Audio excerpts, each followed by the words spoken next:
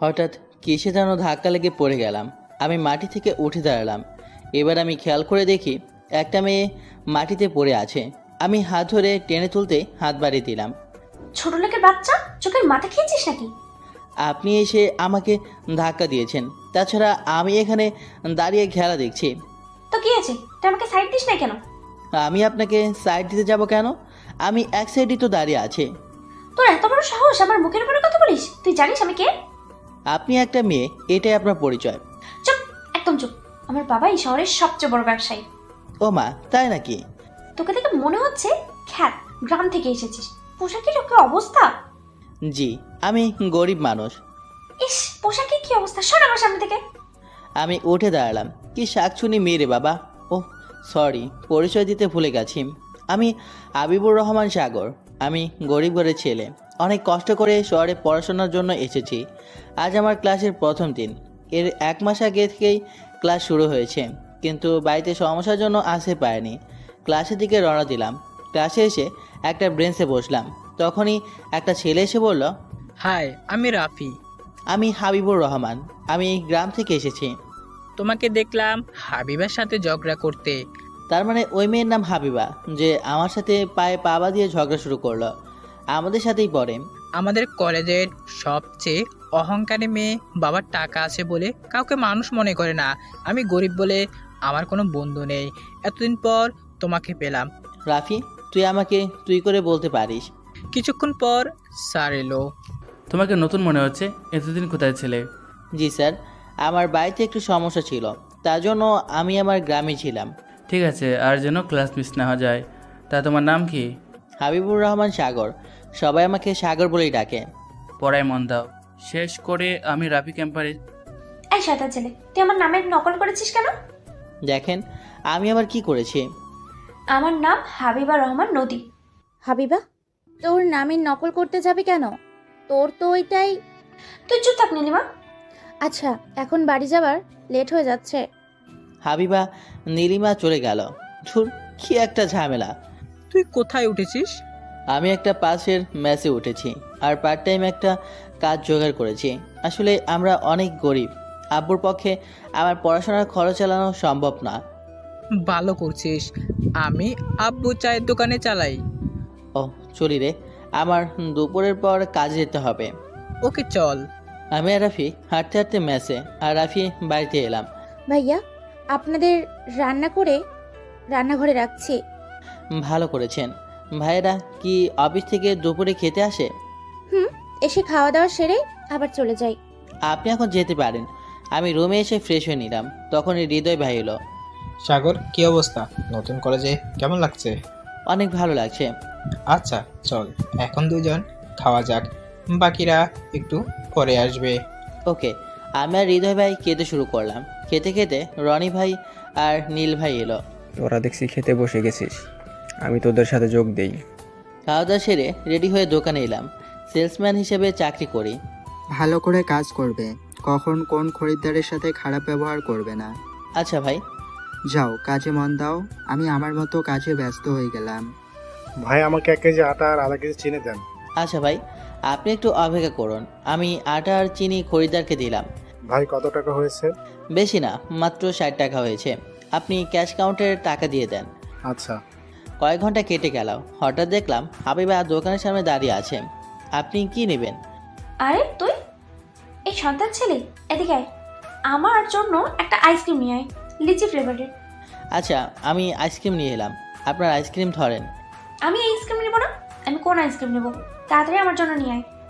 জি, এখনই নিয়ে আসি। আমি কোন আইসক্রিম নিয়ে এলাম? এগুলো আমাকে ব্যাগে করে দে। আর আমার জন্য একটা পেপসি নিয়ে আয়। কয় লিটারে নিয়ে আসবো? তুই আমাকে জিজ্ঞেস করছিস কয় লিটারে? তোর সাহস তো কম নয়। সাহসের কি হলো? চুপ, তুই একটা কথাও বলবি না। তখনই ম্যানেজার দৌড়ে এলো। কি হয়েছে ম্যাম? আমার কাছে জিজ্ঞেস করছে কয় লিটার পেপসি নেব।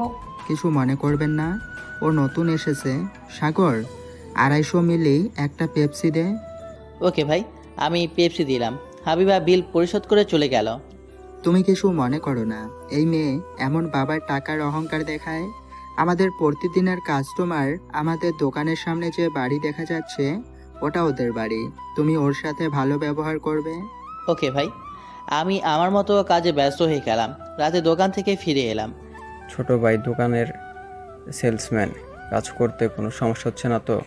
না ভাই, প্যাকেটের গায়ে সব দাম লেখা আছে, তার জন্য তেমন কোনো সমস্যা নেই। খাওয়া দাওয়া সেরে ঘুমিয়ে পড়। আচ্ছা, আমি খাওয়া দাওয়া সেরে রুমে এসে ঘুমিয়ে পড়লাম। পরের দিন খুব ভোরে ঘুম থেকে উঠে পড়তে শুরু করলাম। রাতে ক্লান্ত হয়ে যাই। পড়া শেষ করে ফ্রেশ হয়ে নাস্তা শেষ করে কলেজে এলাম। কি অবস্থা তোর? ভালো। ক্লাস শুরু হতে আর 5 মিনিট বাকি আছে। 2 মিনিট আছে। চল ক্লাসরুমে দেখে। আমি আর রাফি ক্লাসরুমে চলে এলাম। আমরা একটা বেঞ্চে বসলাম। আবিবা এসে কোথাও বেঞ্চ না পেয়ে দাঁড়িয়ে রইল। হঠাৎ স্যার এলো। কি হয়েছে, তুমি দাঁড়িয়ে আছো কেন? কোথায় বসার জায়গা নেই? হাবিবুরের পাশে জায়গা আছে, ওইখানে বসো। আমি এদের মতো খ্যাত ছেলেদের সাথে বসবো না। বসো বলছি, না হলে। ওকে, বসছি। আবিবা আমার পাশে বসলো আর বলতে শুরু করলো। শেষ পর্যন্ত একটা ফকিরের বাচ্চার সাথে বসতে হচ্ছে। ইস, কাঁধে গন্ধ বেরোচ্ছে। ফকিরের বাচ্চাদের সাথে বসতে হবে না। মুখে মুখে কথা। কি হয়েছে, ওখানে তো এত কথা হচ্ছে কেন? কিছু না স্যার। চুপ করে ক্লাস করো। এক এক করে ক্লাস শেষ করে ক্যাম্পাসে এলাম। তোর কাজ কেমন চলছে? ভালো। তবে আমি যেখানে কাজ করি সেখানে হাবিবাদের বাড়ি। তাহলে তোকে বিরক্ত করে থাক। আমি ম্যাচে এসে ফ্রেশ হয়ে খাওয়া দাওয়া সেরে নিলাম। তারপর দোকানে এলাম। তুমি কাজ করতে শুরু করো, আজকে যেন কোনো ঝামেলা হয় না। ওকে, আমি কাজে ব্যস্ত হয়ে পড়লাম। আমার কিছু জিনিস লাগবে। আমি আপনাকে কি সাহায্য করতে পারি বলুন। আপনি এই মেনু অনুযায়ী দেন। আমি মেনু অনুযায়ী বিলগুলো দিলাম। আপনি ক্যাশ কাউন্টারে বিল দিন। ওকে, আমি পরিশোধ করছি। আমি অন্য খরিদ্দারের সাথে কথা বলতে শুরু করলাম। বেশ কিছুদিন চলে গেল। এইভাবে হাবিবা আমাদের সারাদিন অপমান করে থাকে, কখনো কলেজে কখনো বা দোকানে এসে। আজ থেকে কলেজে পরীক্ষা শুরু হয়েছে। সবাই পড়াশোনা শেষ করে আসছে তো? আজ কিন্তু তোমাদের পরীক্ষা। জি স্যার। স্যার প্রশ্ন দিতে শুরু করলো। প্রশ্ন পেয়ে আমি আর রাফি লিখতে শুরু করলাম। স্যার, এই প্রশ্নের উত্তর বুঝতে পারছি না, যদি একটু বুঝিয়ে দেন। এখন পরীক্ষা, কাউকে কোনো প্রশ্ন বুঝিয়ে দিতে পারবো না। নিজের ইচ্ছে পরীক্ষা দাও। স্যার এক্সট্রা পেপার দেন। স্যার আমাকে পেপার এনে দিল। পরীক্ষা শেষ করে বাইরে এলাম। তুই তো ভালো পরীক্ষা দিয়েছিস, তোর রেজাল্ট অনেক ভালো হবে। এখনও অনেক পরীক্ষা বাকি আছে। এক এক করে পরীক্ষা শেষ হয়ে গেল। রেজাল্টের দিন চলে এলো। একদিন দোকানে কাজ করছি, তখন মবি স্যার এলো। সাগর, তুমি এখানে কি করছো? আমি এখানে সেলসম্যানের কাজ করি। আপনার কি লাগে বলুন। পরে বলছি, তুমি পড়াশোনা কখন করো? ম্যাচে যেতে অনেক রাত হয়ে যায়। রাতে খাওয়া দাওয়া সেরে ঘুমিয়ে পড়ি। খুব ভোরে ঘুম থেকে উঠে পড়তে শুরু করি। আর যখন খরিদ্দার থাকে না তখন একটু বই পড়ি। ভালো, আজকে এই মেনু অনুযায়ী জিনিসগুলো দাও।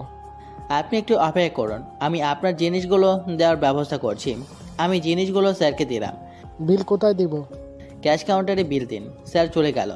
আমি কাজ শুরু করলাম। রাতে দেখে হঠাৎ হাবিব এসে হাজির হলো। এই শয়তান ছেলে, এদিকে আয়। জি, কিছু বলবেন? আমাকে এক্ষুনি আইসক্রিম আর চিপস নিয়ে। কোন চিপস নিয়ে আসবো বলুন? ফকিরের বাচ্চা, তুই জানিস না আমি কোন চিপস খাই? ওকে, আমি হাবিবাকে আইসক্রিম আর চিপস এনে দিলাম। হাবিবা চলে গেল। পরের দিন কলেজে আমাদের রেজাল্ট দেওয়ার অনুষ্ঠান শুরু হলো। আমি খুব গর্বের সাথে বলতেছি, এই কলেজে সবচেয়ে বেশি নম্বর পেয়েছে হাবিবুর রহমান। আমি মফিজ স্যারের কাছ থেকে শুনেছি হাবিবুর অনেক কষ্ট করে পড়াশোনা করে, আর কলেজে দ্বিতীয় হয়েছে হাবিবুর রহমান। অনুষ্ঠান সম্পন্ন হয়ে গেল। আমি কিছু গিফট পেয়েছি। তোর জন্য আমি কলেজে ফার্স্ট হতে পারিনি, আমি তোকে দেখে নিব। আপনি পরের বার চেষ্টা করবেন। এত অহংকার দেখানো ভালো না। কি? আমি অহংকার করি? আমার বাপের যা টাকা আছে আমি তাই নিয়ে অহংকার দেখাবো, তাতে তোর কি? ভালো করে পড়াশোনা করতে পারতেন, তাহলেই তো কলেজে প্রথম হতে পারতেন। তুই উড়ে এসে আমার উপর বসেছিস, এর পরিমাণ কি যে হতে পারে। সরেন তো, আমার কাজে দেরি হয়ে যাচ্ছে। করবি তো সেই সেলসম্যানের কাজ, মনে হচ্ছে উনি কোন বিশ্ব ব্যাংকের চাকরি করে। ও মা, তাই নাকি? তাহলে তো অনেক ভালো। আমার লেট হয়ে যাচ্ছে, এজন্য আমি হাবিবাকে ধরে একটু সাইডে সরিয়ে দিয়ে চলে এলাম। তুই আমার গায়ে হাত দিয়েছিস, আমি তোকে ছাড়বো না। আমি ওর কথায় কর্ণপাত করলাম না। আমি সোজা ম্যাচে চলে এলাম। ফ্রেশ হয়ে খেতে বসলাম। তুই নাকি কলেজের প্রথম হয়েছিস? কিন্তু তোকে এই কথা বললো কে? তোর কলেজে আমার একটা বন্ধু পড়ে, সেই বলল। আমাদের মিষ্টি কোথায়? তাই তো তুই আমাদের কিছু বলিসনি কেন? ভাই, আমার কাছে টাকা নাই। আজ দোকান থেকে কিছু টাকা পাবো, তাই দিয়ে মিষ্টি নিয়ে সারপ্রাইজ দিতে চেয়েছিলাম। তোকে অযথা টাকা খরচ করতে হবে না, অনেক কষ্ট করে তুই পড়াশোনা করছিস, পারলে ওই টাকা দিয়ে বই কিনে পড়িস। রনি ঠিক কথা বলেছি, তুই মুখে বলিস এতেই অনেক।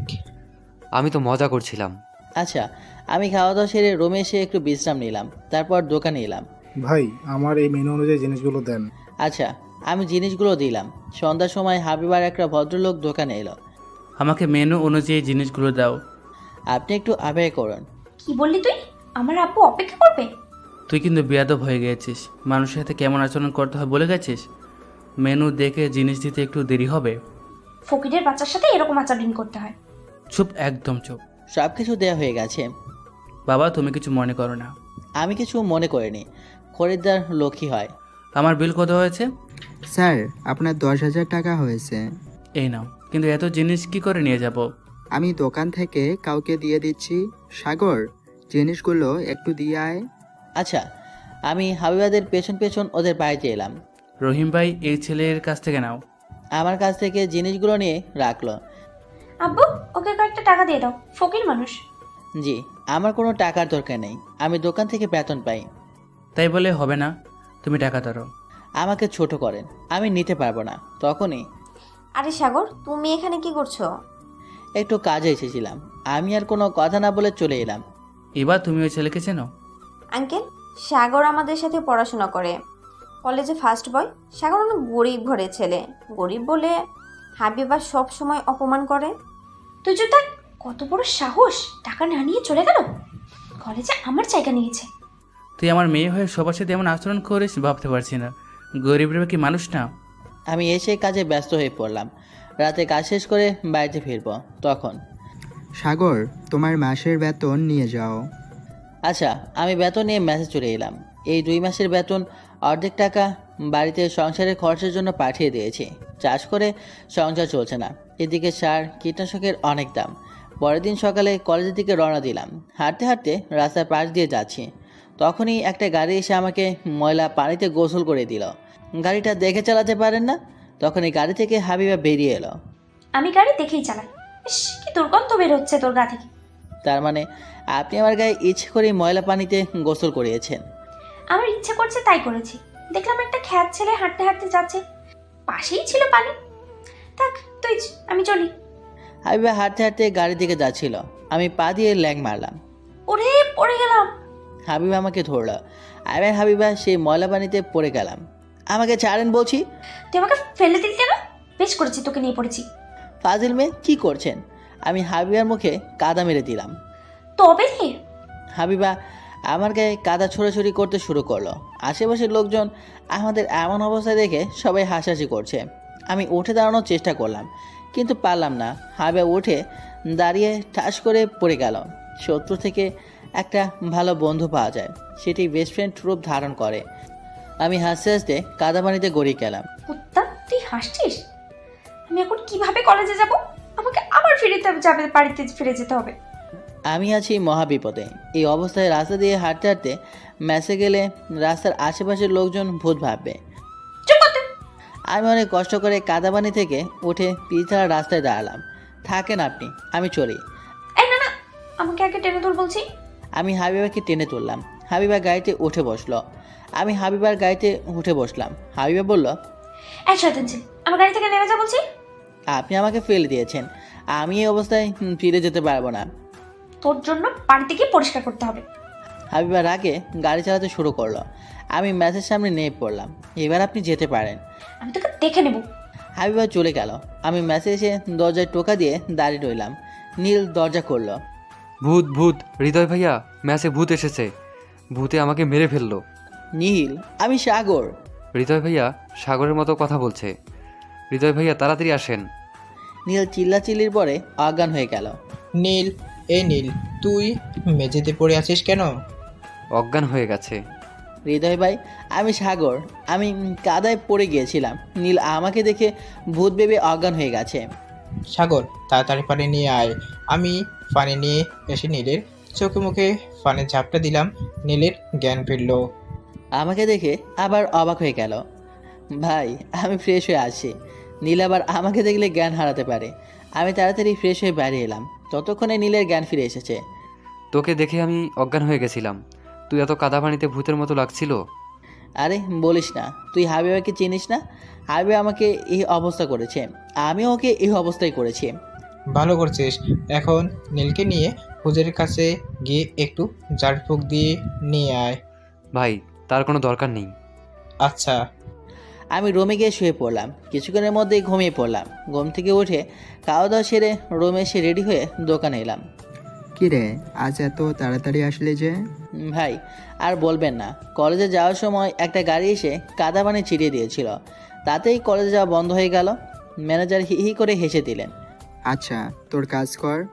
আমি কাজ করতে ব্যস্ত হয়ে পড়লাম। পরের দিন সকালে ঘুম থেকে উঠে ফ্রেশ হয়ে নাস্তা করে কলেজে এলাম। কিরে, গতকাল কোথায় ছিলি? ম্যাচে ছিলাম। কেন? তুই তো কলেজ বন্ধ করিস না, মনে হলো তুই গ্রামের বাড়িতে গিয়েছিস। আরে না, কলেজে আসার জন্য বের হয়েছি। কিছু দূরে আসার পর হাবিবার গাড়ি এসে আমাকে কাদা পানিতে ভিজিয়ে দিল, আমি ওকে ছাড় দিই নাই। বলিস কি রে, এই জন্য হাবিবা কলেজে আসেনি? আমি আর রাফি রুমে গিয়ে রওনা দিলাম। দরজার সামনে হাবিবা আটকে ধরলো। তোর জন্য আমি গতকাল কলেজে আসতে পারি নাই। আমার কত বড় ইম্পর্টেন্ট ক্লাস মিস হয়ে গেছে। লে হালুয়া, আমার জন্য তাই না? নিজে যদি আমাকে না কাদায় ফেলতেন তাহলে ক্লাস করতে পারতেন। আমি তোকে দেখে নেব। দেখার কি আছে, সামনেই তো আছে, পা থেকে মাথা পর্যন্ত দেখতে থাকেন। ও, তোরাও না কোনো কিছুতেই কম না। স্যার আসছে, ক্লাসে চল। এইবারের মতো ছেড়ে দিলাম। আরে জানতো, আমি আর কোনো কথা না বলে রুমে ঢুকলাম। সব ক্লাস শেষ করে চা খেতে ক্যান্টিনে এলাম। মামা, আমাদের ভালো করে 2টা চা দেন। আচ্ছা। হাবিবা আমাকে দেখে বলল, ইভা দেখ, আজকাল ফকিরের বাচ্চারাও ক্যান্টিনে আসতে শুরু করে দিয়েছে। আচ্ছা, তুই একটা কথা বলতো, সাগরের সাথে ঝগড়া না করলে তোর ভালো লাগে না? কি বলতে চাস তুই? আমি 3.5 শয়তানের সাথে ঝগড়া করি? কিছু না, চল বাড়িতে যাই। আমি পরে যাব, পারলে তুই এখন এখান থেকে যা। না, একসাথে যাব। মামা, আমাদের জন্য কফি দেন। আচ্ছা। হাবিবারা কফি খেতে শুরু করলো। আমাদের খাওয়া শেষ হলে বিল দিয়ে বের হয়ে আসবো, তখনই হাবিবা পা দিয়ে ল্যাং মারলো আর অমনি ঠাস করে পড়ে গেলাম।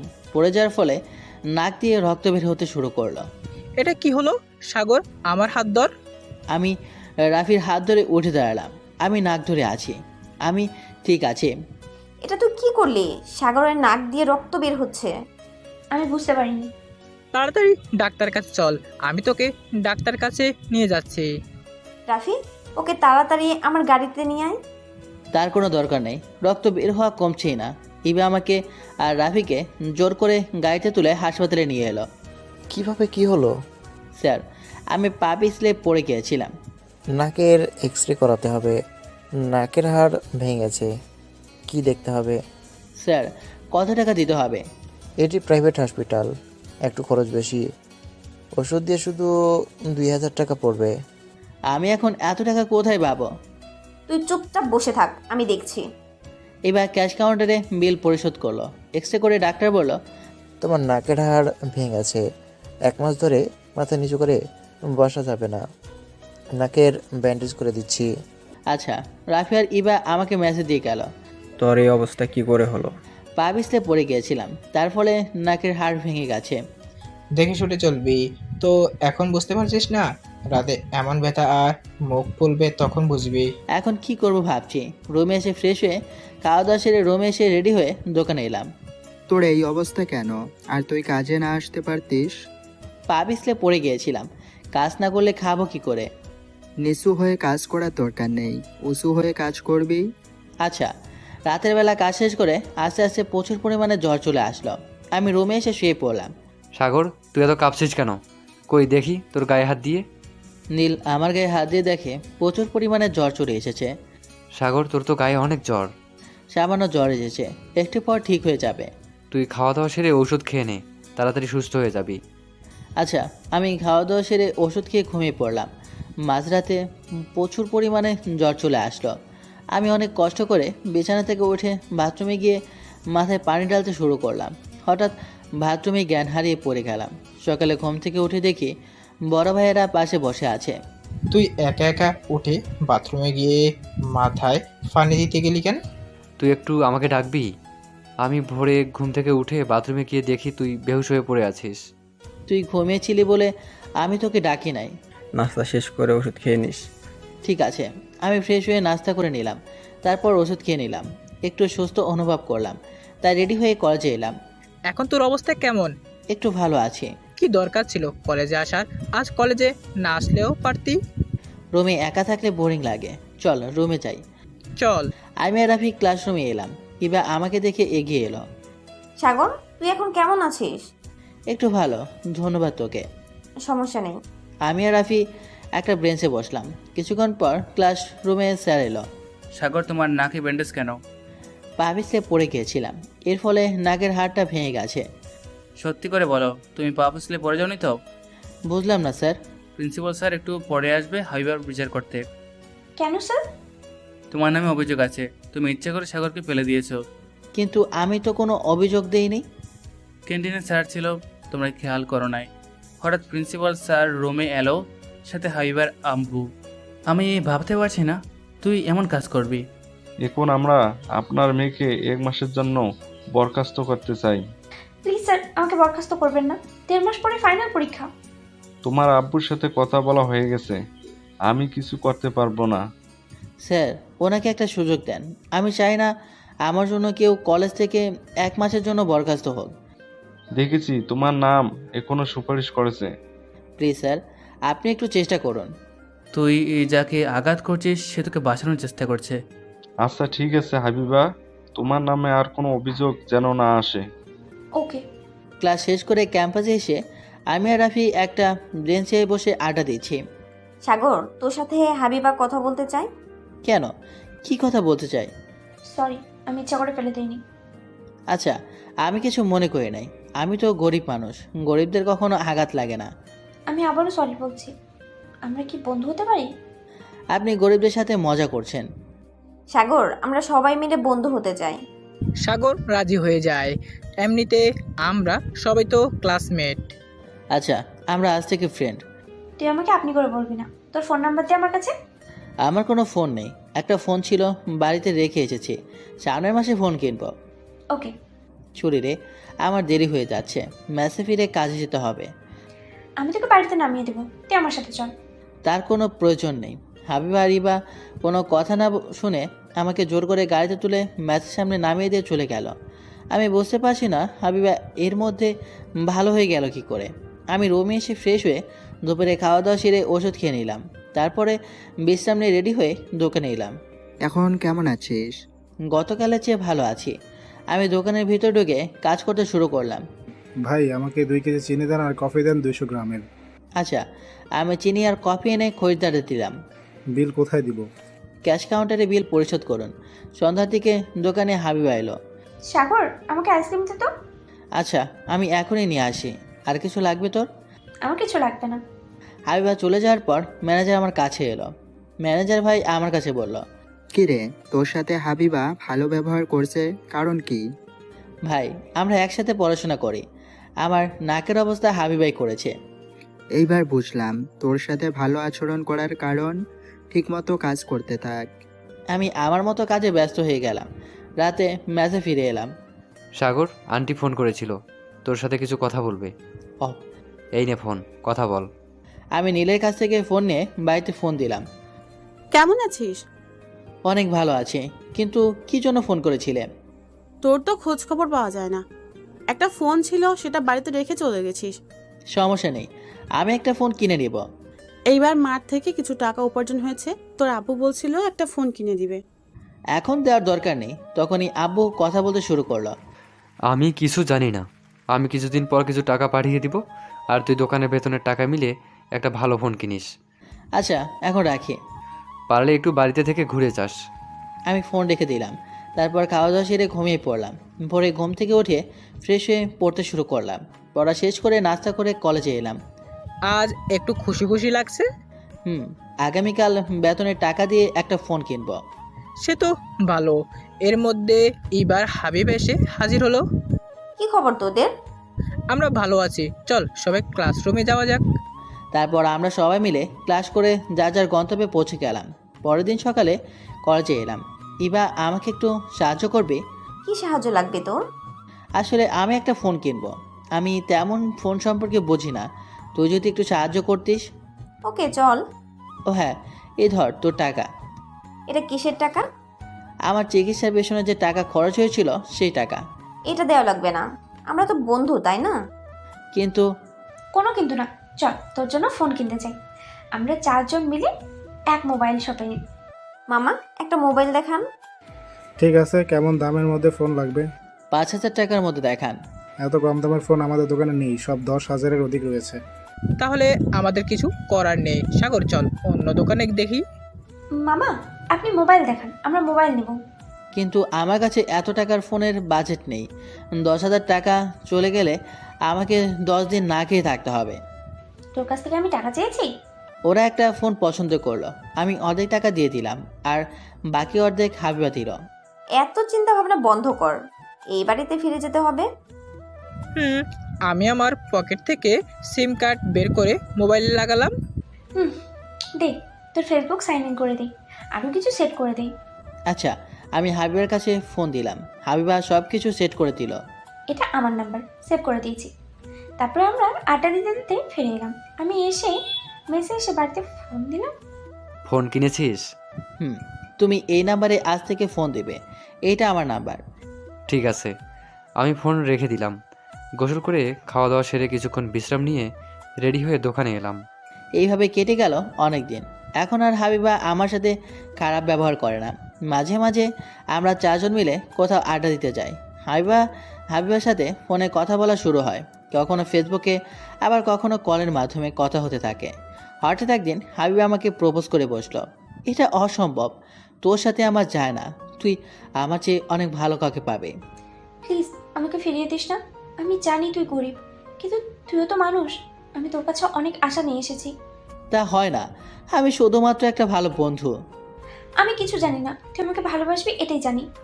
আমাকে ভুল বুঝিস না, এসব আমার দ্বারা হবে না। তখনই হাবিবা এসে আমাকে জড়িয়ে ধরে কাঁদতে শুরু করলো। আমি হাবিবাকে ছাড়িয়ে দিয়ে একটা থাপ্পড় দিয়ে পড়লাম। প্লিজ তুই আমাকে একা থাকতে দে। হাবিবা কাঁদতে কাঁদতে বাড়িতে চলে গেল। পরের দিন সকালে ঘুম থেকে উঠে নাস্তা করে কলেজে আসে। মাঝপথে একটা গাড়ি এসে দাঁড়ালো। গাড়ি থেকে ইবা বের হয়ে এলো। তুই এখন আমার সাথে যাবি। কোথায় যাব? গেলেই দেখতে পাবি। আমি আর ইভা গাড়িতে উঠলাম, গাড়ি হাবিবদের বাড়িতে এসে রাখলো। ইবা, তুই আমাকে হাবিবার বাড়িতে নিয়ে আসলি কেন? ভিতরে গেলেই বুঝতে পারবি। চল এখন ভিতরে যাওয়া যাক। আমি আর ইবা হাবিবাদের বাড়ির ভেতরে ঢুকলাম। হঠাৎ সোফায় দেখে সোফার দিকে তাকিয়ে তো আমি অবাক হয়ে গেলাম। আব্বু আম্মু এখানে কি করছে? আমি তখন বললাম, তোমরা এখানে কি করছো? হাবিবার আব্বু আমাদের এখানে নিয়ে এসেছে। কি জন্য নিয়ে এসেছে বলবে তো? তখনই হাবিবা বলে উঠল, আমি বলছি তোর বিয়েতে এসেছে। কি আমার বিয়ে? হাবিবা, এসব কি ফান করছিস? আমি কোনো ফান করছি না, আমি আব্বুর সাথে তোর কথা বলেছি, এতেই আব্বু রাজি হয়ে গেছে। কিন্তু এনাদের কোথায় পেরে? তোর ফোন থেকে নাম্বার নিয়েছিলাম, এর মধ্যেই হাবিবার আব্বু এলো। কি সাগর, বিয়েতে রাজি তো? আমি বিয়েতে রাজি না, আমার পড়াশোনা এখনো শেষ হয়নি। সেটা আমি দেখব। প্লিজ আমাকে বিয়ে করতে বলবেন না। হাবিবা শুধু আমার বন্ধু, এছাড়া কিছু না। আন্টি আপনি কিছু বলেন, আমার মা নেই, আজ থেকে আপনি আমার আম্মু। মা, আমি কি বলবো? আপনি একটু বোঝান ওকে, আমি ওকে ছাড়া বাঁচবো না। সাগর, তুই রাজি হয়ে যা। হাবিবা কিন্তু অনেক জেদি। ঠিক আছে, আমাদের এই বিয়েতে কোনো আপত্তি নেই। এখন সাগরের মতামত নিলে ভালো হয়। প্লিজ বাবা, তুমি রাজি হয়ে যাও। আমি হাবিবার সব ইচ্ছা পূরণ করেছি। বাবা তুই রাজি হয়ে যা। সবার জোরাজুরিতে আমি অবশেষে রাজি হয়ে গেলাম। 2 দিন পর তোমাদের বিয়ে। আমি আর কোনো কথা না বলে চুপচাপ হাবিবাদের বাড়ি থেকে বেরিয়ে এসে ম্যাচে এলাম। কি রে, তোকে এমন লাগছে কেন? আমি বুঝতে পারছি না কি করব। আমার বিয়ে হাবিবার সাথে। কি, তুই কি পাগল হয়ে গেছিস? ওর সাথে বিয়ে? সবার জোরে জোরেতে রাজি হয়েছে, সবাইকে ডেকে দাওয়াত দিলাম। আমরা এখনো বিয়ে করতে পারলাম না, তুই আমাদের আগেই বিয়ে করেছিস। আমার কিছু বলার নেই ভাই, বুঝতে পারছি তোকে জোর করে বিয়ে দিচ্ছে, কিন্তু আমরা বাড়িতে বলেও বিয়ে দিচ্ছে না। আমি একটু হাসলাম। আমি দুপুরে খাওয়া দাওয়া সেরে দোকানে এলাম। কি খবর ভাই? ডুবে ডুবে জল খাচ্ছিলে, ভাবলে আমি জানতে পারবো না? ভাই আমি কিন্তু বুঝলাম না। হাবিবার সাথে তোর সম্পর্ক ছিল, তার জন্য তোদের বিয়ে হচ্ছে? আমার কোনো বিয়ে করার ইচ্ছে নেই, কিন্তু জোর করে বিয়ে দেওয়া হচ্ছে। আব্বু আম্মুকে নিয়ে এসেছে হাবিবা। আমি দোকানের ভিতরে ঢুকে কাজ করতে শুরু করলাম। কাজ শেষ করে মেসে ফিরে এলাম, তখনই হাবিবার ফোন এলো। কি করো এখন? দোকান থেকে মেসে এসে শুয়ে আছি। আব্বু আম্মু কোথায়? আমাদের বাড়িতে আছি। খাইছো? না, একটু পর খেতে বসবো। আগামীকাল আমার সাথে দেখা করবে। আমার কলেজ আছে। বিয়ের পরে কলেজে গিয়ে কি হবে? সকালে আমি তোমার জন্য তোমার মেসের সামনে অপেক্ষা করব। চেষ্টা করব। আরও কিছু কথা বলে ফোন রেখে দিলাম। তারপর খাওয়া দাওয়া সেরে ঘুমিয়ে পড়লাম। সকালে ঘুম ভাঙলো ফোনের মেসেজের শব্দে। ফোন হাতে নিয়ে দেখে হাবিবা মেসেজ দিয়েছে। শুভ সকাল, তাড়াতাড়ি রেডি হয়ে বেরিয়ে এসো। আমি বুঝতে পারছি না মেয়েটা কী চায় আমার কাছ থেকে। আমার সাথে কোনো ষড়যন্ত্র হচ্ছে না তো? তাড়াতাড়ি রেডি হয়ে বাইরে এসে দেখি হাবিবা দাঁড়িয়ে আছে। এত দেরি করলে কেন? এমনি দেরি হয়ে গেল। চলো আমরা এখন যাই। কোথায় যাব? আমাদের বিয়ের মার্কেট করতে। রাফিয়া রিবা আমাদের জন্য অপেক্ষা করছে। থুর, ভালো লাগে না। আমি আর হাবিবা একটা রিক্সা নিয়ে মার্কেটে এলাম। বিয়ের শপিং করে একটা রেস্টুরেন্টে এসে বসলাম। অবশেষে তোদের বিয়ে হচ্ছে, আমি কখনো ভাবতে পারিনি। অনেক ভালো হয়েছে তাই না? আমরা সবাই মিলে একসাথে থাকতে পারবো। আমার খাওয়া শেষ, চলো বাড়িতে ফিরতে হবে। আমি আর হাবিবা একটা রিক্সায় আর ওরা দুজনে আরেকটা রিক্সায় আসে। তুমি আমাকে ভালোবাসো? চুপ করে রইলাম। কি হলো, কথা বলছো না কেন? আগামীকাল বাদে তোমার সাথে আমার বিয়ে, তুমি আমাকে ভালোবাসো না? আমি তো মহা বিপদে পড়ে গেলাম। চিন্তা করে বললাম, ভালোবাসি। একদিনের মধ্যেই আমাদের সম্পর্ককে আরও গভীর হতে থাকলো। বিয়ের দিন আমাদের বিয়ে সম্পন্ন হয়ে গেল। বাসর রাতে আমি হাবিবার রুমে ঢুকলাম। আমি হাবিবার পাশে বসতে যাব, তখনই হাবিবা যা বলল আমি এই কথা শুনে অবাক হয়ে দাঁড়িয়ে রইলাম। কি? এই, তাকিয়ে আছিস কেন? আমার কথা তোর কানে যায়নি? তুমি এইসব কি বলছো? আমি বুঝতে পারছি না। তুই ভাবলি কি করে আমি তোর মতো ফকিরকে বিয়ে করে সংসার করব? আমি তোকে বিয়ে করেছি শুধুমাত্র প্রতিশোধ নেওয়ার জন্য। তোর জন্য আমার আব্বু আমাকে থাপ্পড় মেরেছিল। সেই দিনই নিয়ত করেছিলাম তোর জীবন আমি ধ্বংস করে দেব।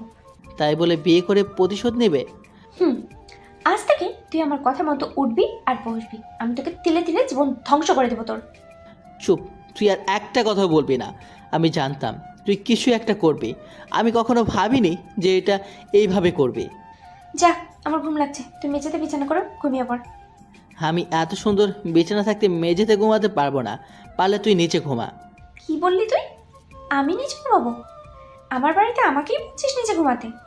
আমি হেসে বললাম, এটা তোর বাড়ি কি করে হলো? আজ থেকে এটা তোর বাপের বাড়ি, আর আমার বাড়ি সেটা তোর নিজের বাড়ি। কি? আরে তুই জানিস না, বিয়ের পর বাবার বাড়ি কোনো নিজের বাড়ি হয় না। আমি এসব কিছু মানি না। তুই নিচে ঘুমিয়ে পড় গিয়ে, এখন আমার ঘুম পাচ্ছে। আমি বেডে উঠে একপাশে শুয়ে পড়লাম। হাবিবা রাগে কটমট করতে করতে একটা মাঝখানে কোলবালিশ দিয়ে শুয়ে পড়ল। আমাকে প্রতিশোধ নিতে বিয়ে করে নিজেই ভুল করেছিস, পরে বুঝতে পারবি আমি কি চিনিস। সকালে ঘুম থেকে উঠে দেখি হাবিবা গোসল করে রুমে এসেছে। এই কুত্তা, তুই এইভাবে আমার দিকে তাকিয়ে আছিস কেন? লুচ্চা কোথাকার বদমাস। আমি যদি কু হই তাহলে তুই আমার বউ, তাহলে তুই একটা কু।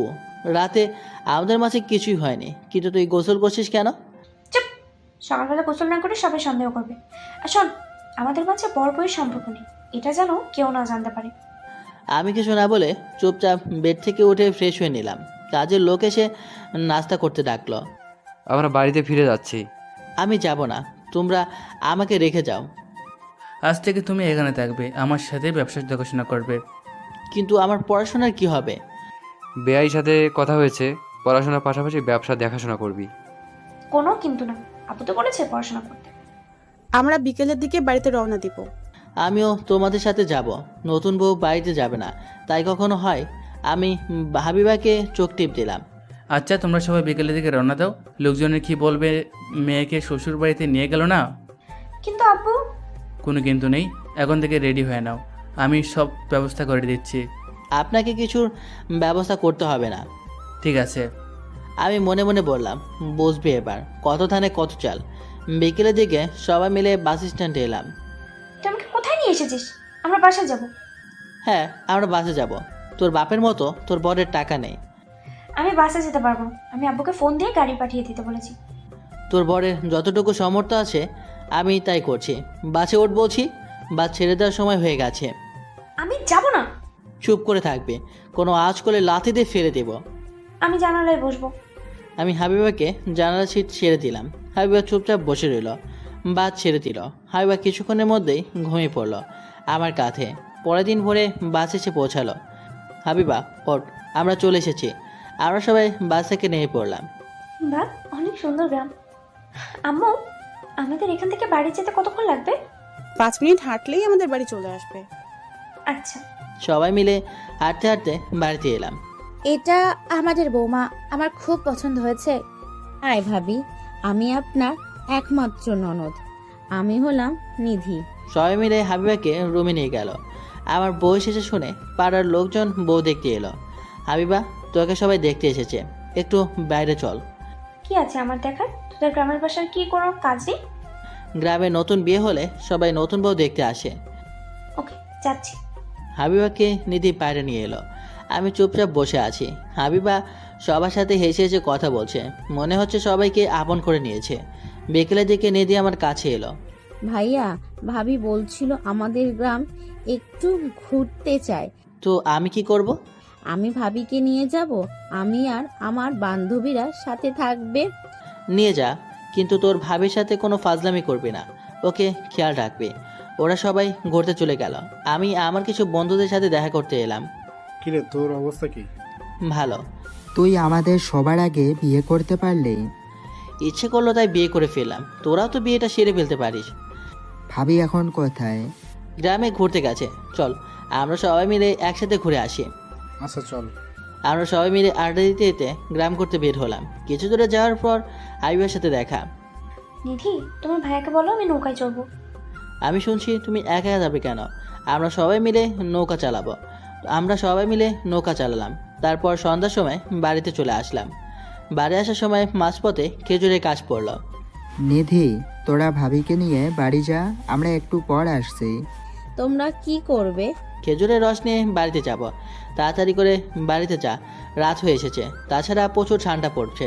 হাবিবাকে নিয়ে ওরা বাড়িতে চলে গেল। কিরে, খেজুরের রস চুরি করার চিন্তা করছিস নাকি? হারামজাদা, তোর বাপের কি গাছ আছে যে ওখানে থেকে পেরে আনবো? চুরি করে বউকে খাওয়াবো, এটা ভাবতেই কেমন লাগছে। আবির, আজ কাকাকে দেখলাম খেজুর গাছ কাটতে যেতে। আরে আমার মনে ছিল না, চল আমাদের গাছ থেকে রস পেরে নিয়ে যাই। আবিরদের গাছের নিচে এলাম। গাছে উঠবে কে? আমি উঠছি, যতই হোক ভাবি তো আমার। আমি মনে মনে বললাম, তোদের ভাবি যে কি জিনিস বুঝতে পারছিস না, আমি জানি সেটা। কিরে ওঠ। আবির গাছে উঠে খেজুরের রস পেরে নিচে আনলো। আমরা তিনজন মিলে রস খেয়ে ভার আবার ঠিক মতো করে বসে দিয়ে এলাম। একবার রস নিয়ে বাইরে চলে এলাম। কি রে, তোরা রস কোথায় পেলি? সত্যি করে বল। চাচি, বিশ্বাস করেন, এটা আমাদের গাছের রস। ঠিক আছে, বিশ্বাস করলাম। তোর আব্বু বাড়িতে এসে বলেছিল বৌমার জন্য খেজুরের রস পেরে আনতে। ভালোই তো হলো। আমি গ্লাসে করে রস নিয়ে রুমে এলাম। হাবিবা একা একা বসে আছে। এই নে খেজুরের রস। আমি এসব খাই না, আমার ভালো লাগছে না, আমি বাড়িতে যাব। বাড়িতে যাবি মানে? এখন থেকে এটাই তোর বাড়ি। রস খেয়ে নে, টাটকা রস, গাছ থেকে পেরে নিয়ে আসছি। আমি জোর করে খাইয়ে দিলাম। তুই এটা কি করলি? হাবিবা মনে মনে বলতে শুরু করলো, বাহ, দারুণ খেতে, আরও খেতে ইচ্ছে করছে, কিন্তু হারামিটা অন্য কিছু মনে করবে তো। আরেক গ্লাস দিই। আমি খাবো না বললাম তো। আমি গ্লাসে রস ঢেলে রেখে বাইরে এলাম। আমরা বাড়িতে গেলাম, সকালে দেখা হবে। আচ্ছা, রাতে খাওয়া দাওয়া সেরে রুমে এসে দেখি গ্লাসটা ফাঁকা। তুই এমন করে তাকিয়ে আছিস কেন? মেয়ে মানুষ কখনো দেখিস নি? এমনি তাকিয়ে আছি। আমি বেডের পাশে শুয়ে পড়লাম। তুই নিচে ঘুমা, আমি উপর ঘুমাবো। আমি পারবো না, তুই পারলে নিচে ঘুমিয়ে পড়। হাবিবা রাগে কটকট করতে করতে আমার পাশে শুয়ে পড়লো। হাবিবা ভাবতে শুরু করলো, কি করে প্রতিশোধ নেওয়া যায়? প্রতিশোধই নিতে পারছি না, উল্টো আমার উপরই প্রতিশোধ নিচ্ছে। আমাকে আরো ভাবতে হবে কি করে সাগরের উপরে প্রতিশোধ নেব আমি। হাবিবা ভাবতে ভাবতে ঘুমিয়ে পড়লো। পরের দিন সকালে ঘুম থেকে উঠে ফ্রেশ হয়ে নিলাম। হাবিবা এখনও ঘুমিয়ে আছে। ঘুমানো অবস্থায় হাবিবাকে অনেক মায়াবী লাগছে। হঠাৎ হাবিবা চোখ খুলে তাকালো। এই, তুই আমার দিকে তাকিয়েছিলি কেন? এমনি দেখছিলাম আমার বউটা কেমন করে ঘুমাচ্ছে। কে তোর বউ? তুই ভাবলি কি করে আমি তোকে স্বামী হিসেবে মেনে নেবো? নবাবজাদি ঘুম থেকে উঠে বাড়ি ঝাড়ু দেখিয়ে। কি? আমি বাড়ি ঝাড়ু দিব? আমাকে দেখে তোর কাজের লোক মনে হয়? তোকে দেখে মনে হয় রাজকন্যা। এই নে ঝাড়ু, এইবার সারা বাড়ি ঝাড়ু দে। তখনই আম্মু রুমে এলো। সাগর, বৌমার হাতে ঝাড়ু কেন? দেখো না আম্মু, আপনার ছেলে আমাকে ঘুম থেকে উঠিয়ে জোর করে ঝাড়ু ধরিয়ে দিচ্ছে আর বলেছে সারা বাড়ি ঝাড়ু দিতে। কি, তোর এত বড় সাহস? বৌমা, ঝাড়ুটা দাও তো। আমি রুম থেকে দৌড়ে বের হলাম। আম্মু, আপনার ছেলে আমাকে একদমই দেখতে পারে না, আমাকে শুধু বকা দেয়। আচ্ছা, হচ্ছে তোর ব্যবস্থা।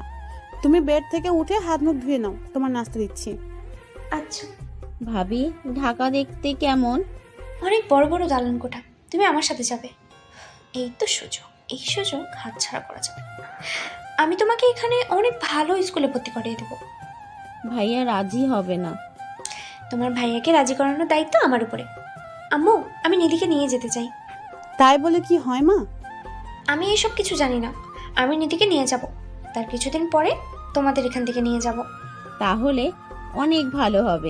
এই দিনের পর আমি আর হাবিবা ঢাকায় ফিরে এলাম। নিধিকে নিয়ে এসেছে হাবিবা। আমি কোনো কথা বলতে পারিনি আব্বু আম্মুর সামনে। আমি দোকানে এলাম। আমি ভাবলাম তুই আর কাজে আসবি না। ভাই, আমি গরিব মানুষ, আমার শ্বশুর ধনী, কিন্তু আমার কি করার আছে? লোকজনে খারাপ কিছু ভাববে তো। আমার কিছু যায় আসে না। আমাকে বলেছিল ব্যবসা সামতে। তোর ইচ্ছা কি করবি সেটাই। আমি আমার মতো কাজে ব্যস্ত হয়ে পড়লাম। কাজ শেষ করে শ্বশুর বাড়িতে এলাম। কোথায় ছিলি এতক্ষণ? আমি দোকানের কাজে ব্যস্ত ছিলাম। তুই চাইলে আমি কালকে মেসে ফিরে যাব। মেসে ফিরে যাবে মানে? আমি ঘর জামাই হিসেবে থাকতে পারবো না। তুই কি আমাকে খেলার পুতুল মনে করেছিস যে খেলা শেষ হয়ে গেলে আবার ফেলে দিবি? তাছাড়া তুই কি, আমি তোকে যেমন নাচাবো তেমনই নাচবি, তুই নাচতে বাধ্য। তুই নিধিকে কেন নিয়ে আসছিস? নিধি তো এখন থেকে আমার হাতিয়ার। তুই এত খারাপ? আমাদের মাঝে নিধিকে কেন নিয়ে আসলি? নিধি তোর কি ক্ষতি করেছে? নিধির কোনো ক্ষতি করিনি। যদি তুই আমার কথা না শুনিস তাহলে নিধির ক্ষতি হবে। আমি চুপচাপ বসে রইলাম। রাতে না খেয়ে শুয়ে পড়লাম। নিচে গিয়ে ঘুমা, আজ থেকে তুই নিচে ঘুমাবি। আমি হাবিবার কথা মতো নিচে বিছানা পেতে শুয়ে পড়লাম। আমি ভাবতে পারছি না হাবিবা নিধিকে নিয়ে কি করতে চায়। আমি ভাবতে ভাবতে ঘুমিয়ে পড়লাম। এদিকে হাবিবা মনে মনে বলছে, কাজ হয়েছে। এখন থেকে নিধির ক্ষতির কথা বললেই সাগর আমার সামনে বিড়াল হয়ে থাকবে। আমি প্রতিশোধ দিতে পারবো। আমার বোন নেই, নিধি আমার বোনের মতো। আমি অতটাও খারাপ না, আমি শুধু তোর উপরে প্রতিশোধ দেব। পরের দিন সকালে ঘুম থেকে উঠে নাস্তা করছি। শ্বশুরাব্বা বলে উঠল, তাড়াতাড়ি রেডি হয়ে নাও, অফিসে যেতে হবে। আজ বড় একটা প্রজেক্ট উপস্থাপন করা হবে। আমি চুপ করে রইলাম। কি হলো, কোনো কথা বলছো না কেন? তাড়াতাড়ি নাস্তা শেষ করে রেডি হয়ে নাও। আর তোমরা বের হলে আমি নিধিকে নিয়ে বেরোবো। নিধিকে নিয়ে কোথায় যাবে? নিধিকে স্কুলে ভর্তি করিয়ে আমরা মার্কেটে যাব নিধির জন্য শপিং করতে। আমি কোনো কথা না বলে চুপচাপ রুমে এসে রেডি হয়ে নিলাম। আমি জানি হাবিবা কেন এখন এই কথা তুলল। তারপর নিচে এসে আমি শ্বশুর আর শ্বশুরাব্বা অফিসে চলে গেলাম। ভাবি, আমি কি এখন রেডি হব? কিছুক্ষণ পর হাবিবা আর নিধি বাড়ি থেকে বের হয়ে একটা বড় স্কুলে এলো। তোমাদের কি চাই? স্যার, আমি আমার ননদকে স্কুলে ভর্তি করাতে চাই। কোন শ্রেণীতে ভর্তি করাবে? 10ম শ্রেণীতে ভর্তি করাতে চাই। 10ম শ্রেণীর ভর্তির সময় পার হয়ে গেছে। তাছাড়া আমাদের স্কুলে সিট খালি নাই। একটু চেষ্টা করে দেখেন, হয়ে যাবে। আমাদের কাছে ভর্তির কাগজপত্র আছে। বললাম তো হবে না, কথা কানে যায় না। ভাবি, থাক না, অন্য স্কুলে ভর্তি হব। তুই চুপ থাক।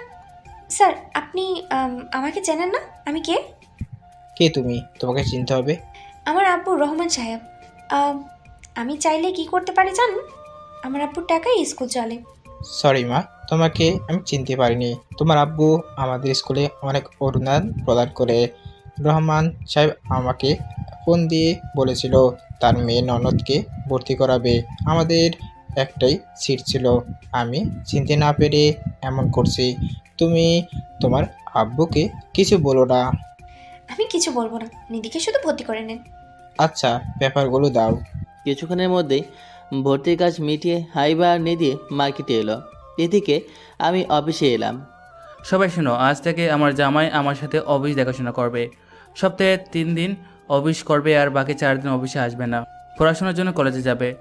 আব্বা, আমি তো অফিসের কাজ বুঝতে পারবো না। স্যার, আপনাকে চিন্তা করা লাগবে না, আমরা সবাই আমাকে কাজ শিখিয়ে দেব। কোনো কাজে সমস্যা হলে আমাকে বলবে, আমি তোমাকে বুঝিয়ে দেবো। এখন মিটিংয়ে চলো সবাই। আমরা সবাই মিলে মিটিং রুমে এলাম। আমাদের এমনভাবে কাজ করতে হবে যেন দ্বিতীয়বার কোনো কাজে হাত দেওয়া না লাগে। স্যার, এটা আমাদের সাথে ডিল হয়েছে, আমরা যেন তাদের কাজ ভালোভাবে সম্পন্ন করি। আমাদের অফিসের কোনো যেন বদনাম না হয়। জামাই বাবা, তুমি কিছু বলো। হ্যাঁ, তার সাথে আমাদের প্রত্যেকজনকে নিজের কাজ মনে করতে হবে। আপনারা সবাই এই অফিসের অংশ, নিজের দায়িত্ব পালন করতে হবে।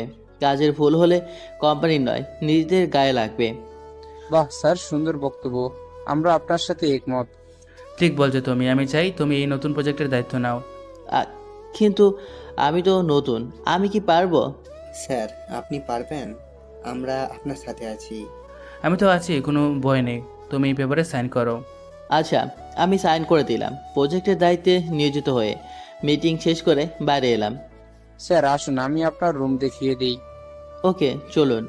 আমি রুমে এসে চেয়ারে এসে বসলাম। তারপর কিছু নাস্তার জন্য অর্ডার করলাম। স্যার, আমি মনি, আমি এই অফিসের পিয়ন। যা কিছু লাগবে আমাকে বলবেন। এই নিন আপনার নাস্তা। ধন্যবাদ আপনাকে। অফিস শেষ করে বাড়িতে এলাম। রুমে এসে ফ্রেশ হয়ে নিধিকে ডাকলাম।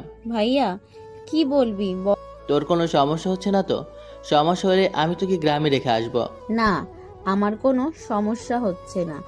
আমি স্কুলে ভর্তি হয়েছি আর ভাবি আমাকে অনেক কিছু কিনে দিয়েছে। ও, নিধি চলে গেল। আমি ছাদে এসে আমার কাছে ফোন দিলাম, কিন্তু ফোন ব্যস্ত বলছে। কিছুক্ষণ পর ফোন ঢুকলো। কেমন আছিস? ভালো। তার আগে বলো, এতক্ষণ ধরে কার সাথে কথা বলছিলে? বৌমা ফোন করেছিল, আমি বৌমার সাথে কথা বলছিলাম।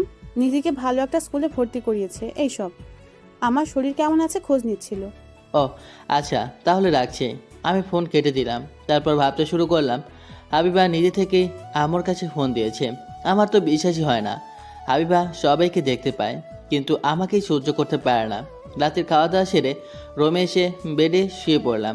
তখনই হাইওয়ে এসে দিল একটা লাথি। এই কুত্তা, আমার বেড থেকে উঠতে বলছি, তোর সাহস তো কম নয়। এই কু, তুই আমারে লাথি মারলি কেন? জানিস না স্বামীকে লাথি মারলে পাপ হয়? কিসের স্বামী? আমি তোকে স্বামী হিসেবে মানি না। নিচে বিছানা করে ঘুমিয়ে যা। উপরে ঘুমাই, নিচে অনেক ঠান্ডা লাগে। লাগলে লাগু, যা বলছি ফকিরের বাচ্চা। তুই কি ফকির বউ? আমি নিচে বিছানা পেতে শুয়ে পড়লাম। মাঝরাতে হঠাৎ ঘুম ভেঙে গেল বিদ্যুৎ চমকানোর শব্দে। তার সাথে প্রচুর পরিমাণে বৃষ্টি হচ্ছে। আমি বেডের উপর তাকিয়ে দেখি হাবিবা ভয়ে দলা হয়ে আছে। কি দেখছিস? আমি বিদ্যুৎ চমকালে খুব ভয় পাই। তখনই একটা বিদ্যুৎ চমকালো। হাবিবা লাফ দিয়ে আমার কাছে এসে পড়লো। তোর শরীর কেমন কাঁপছে কেন? উপরে চল, আমার খুব ভয় পাচ্ছে। আমি কোনো চিন্তা না করে বেড়ে শুয়ে পড়লাম। হাবিবা আমাদের মাঝে কোলবাড়ি দিল। কখন যে ঘুমিয়ে পড়েছি মনেই নেই। সকালে ঘুম থেকে উঠতে যাব, কিন্তু এ কি, আমি নাড়াচাড়া করতে পারছি না কেন? আমি চোখ মেলে তাকিয়ে দেখি হাবিবা আমাকে জড়িয়ে ধরে ঘুমিয়ে আছে। আমি চুপচাপ শুয়ে রইলাম। হঠাৎ করে দেখলাম হাবিবা চোখ মেলে তাকালো আমার দিকে, সাথে সাথে ছেড়ে দিল। আমি ইচ্ছা করে জড়িয়ে ধরিনি, বিদ্যুৎ চমকানোর শব্দের ভয়ে জড়িয়ে ধরেছি। তোকে জড়িয়ে ধরতে আমার বয়ে গেছে। থাক, দিনের বেলায় বাঘিনী আর রাতের বেলায় ম্যামাও করিস। কি বললি? আমি বিড়াল? তুই কি? তুই একটা খাটাস। সকাল সকাল তো শুরু হয়ে গেল। সারাদিন ঘ্যান ঘ্যান করবি। আমি তাড়াতাড়ি করে বাথরুমে ঢুকে শেষ হতে চলে গেলাম। আমার মনে হয় তোকে গলা টিপে মেরে ফেল। নে, এইবার আমাকে গলা টিপে ধরে মেরে ফেল। তোকে আমি তিলে তিলে মারবো। এই কথা বলে হাবিবা বাথরুমে ঢুকলো। কিছুক্ষণ পর হাবিবা ফ্রেশ হয়ে এলো। নিধি পড়াশোনা করছে তো? এইসব তোকে না ভাবলেও চলবে। নাস্তা টেবিলে চল, আব্বু এতক্ষণ চলে গেছে। আমি আর হাবিবা নাস্তার টেবিলে এলাম। হাবিবা, নিধিকে স্কুলে ভর্তি করালে কিন্তু একটা ভালো কোচিং সেন্টারে ভর্তি করাতে হবে। সেটাই ভাবছি। বাড়িতে বসে পড়াশোনা করতে পারবে একা একা? তুই জামাইয়ের কথা শুনিস না। নিধিকে একটা ভালো কোচিং সেন্টারে ভর্তি করে দিয়ে আসবে। তোমার চেনা চেনা কোনো কোচিং সেন্টার থাকলে সেখানে দাও। হুম। আমি খাওয়া দাওয়া সেরে রুমে এসে রেডি হয়ে এলাম। অফিসে যাব, কিন্তু তেমন জামা প্যান্ট নাই। দুইটা আছে, একটু নতুনের মতো। জামা প্যান্ট পরে আমি আর শ্বশুর আব্বা গাড়ি করে অফিসে রওনা দিলাম। আমি তো স্কুল ঠিক মতন চিনি না, আমি কি যাব? তোর কোনো চিন্তা নেই, আমি আছি। তোর স্কুল আর আমার কলেজের এক জায়গায় গাড়িতে করে যাব আর গাড়িতেই ফিরবো। যা, এবার রেডি হয়ে নে। আচ্ছা। তারপর ওরা রেডি হয়ে চলে গেল। এদিকে আমরা অফিসে চলে এলাম। ম্যানেজার সাহেব, আমাদের কাজ কেমন চলছে? স্যার, ভালো চলছে। ওকে। আমি আমার রুমে বসে অনেকগুলো ফাইল দেখতে শুরু করলাম। কিছু ফাইলে ভুল আছে, আমি সঠিক করে দিলাম। কাজ করতে করতে দুপুর পার হয়ে গেল। আমি ক্যান্টিনে গিয়ে সবার সাথে খাওয়া দাওয়া সেরে শ্বশুরের কাছে এলাম। তুমি কিছু বলবে? আব্বা, আমি নিজের চোখে প্রজেক্টের কাজ এমন চলছে দেখতে চাই। প্রজেক্টে দেখার পর আমার 2টি লাগবে। তোমার ইচ্ছা, তুমি ছুটে যাচ্ছ কেন? এটা তোমার অফিস, তুমি যখন খুশি তখন আসবে। তা হয় না আব্বা। আচ্ছা, ছুটির পর কোনো কাজ? একটু মার্কেটে যেতাম কিছু কেনাকাটার জন্য। ওকে। আমি রুম থেকে বের হয়ে এলাম, অফিসের গাড়ি নিয়ে কাজ দেখতে এলাম। রহিম ভাই, আপনার কাজ কেমন চলছে? ভালোই হচ্ছে, চলুন আমি আপনাকে ঘুরিয়ে দেখাই। চলুন। আমি কাজ দেখে গাড়ির কাছে চলে এলাম। স্যার চলুন। আপনি অফিসে চলে যান, আমার কাজ আছে। আমি একেবারে বাড়িতে ফিরবো। ড্রাইভার গাড়ি নিয়ে চলে গেল। আমি রাফিকে ফোন দিলাম। তো খোঁজ পাওয়া যায় না। হাবিবাকে দেখলাম আজ কলেজে আসতে। একটু কাজে ব্যস্ত। তুই এখন কোথায় আছিস? দোকানে আছি। থাক, আমি আসি। আমি একটা রিক্সা নিয়ে রাফিকে নিয়ে মার্কেটে এলাম। তখনই শ্বশুর আবার ফোন এলো। তুমি তো চলে গেলে, আমার মনে ছিল না তোমার কাছে টাকা নেই। টাকা নিয়ে গেলে না? আব্বা, আমার কাছে কিছু টাকা আছে, এতে কেনাকাটা হয়ে যাবে। আচ্ছা। আমি আর রাফি মার্কেটের জামা প্যান্ট দেখছি, হঠাৎ ইভাকে দেখলাম। তুই এখানে কি করছিস? আমার জন্য মার্কেট করতে এসেছি, আমি হাবিবার নিধি। ও আচ্ছা, সাগরের জামা কাপড় পছন্দ করে দে। আমি করতে পারবো না, হাবিবাকে বল। কি হয়েছে? তুমি এখানে কি করছো? তেমন জামা কাপড় নেই, তাই কেনাকাটা করতে এসেছি। তারপর হাবিবা একটা জামা প্যান্ট পছন্দ করলো। আমি ক্যাশ কাউন্টারে বিল পরিশোধ করতে এলাম। আপনার 15,000 টাকা বিল হয়েছে। কিছু কম দেন? ছাড় দিয়ে 15,000 টাকা হয়েছে। আমি পকেট থেকে বের করে দেখি 10,000 টাকা আছে। এই টাকায় আমারই চলতে হবে। যদি এই টাকা খরচ করলে আমি কি করব সারা মাসে? কি হয়েছে? বিল দাও। আমার কাছে টাকা কম পড়েছে। আমি দিচ্ছি। তোমার কাছে আবার টাকা কবে থাকলো? থাক, দেওয়া লাগবে না। আমি কিছু জামা কাপড় বাদ দিয়েছি। তার কোনো দরকার নেই। হাবিবা সব বিল পরিশোধ করলো। আমি কিছু বললাম না, জানি বলে কোনো লাভ নেই। একটা রেস্টুরেন্টে এসে খাওয়া দাওয়া সেরে আমি বিল পরিশোধ করে বাড়িতে এলাম। নিধি, যা তোর রুমে গিয়ে পড়াশোনা কর। রেজাল্ট খারাপ হলে খবর আছে। আচ্ছা। তোর কোচিং সেন্টারে কি করে যাবে? ভাবি ড্রাইভারকে বলেছে আমি যখন খুশি গাড়ি নিয়ে বের হতে পারবো। তাছাড়া আমাকে একটা গাড়ি দিবে বলেছে। আচ্ছা, আমি ভাবলাম নিধিকে সব কিছু দিচ্ছে, কিন্তু আমি কিছু বললেই আমার উপর নির্যাতন শুরু।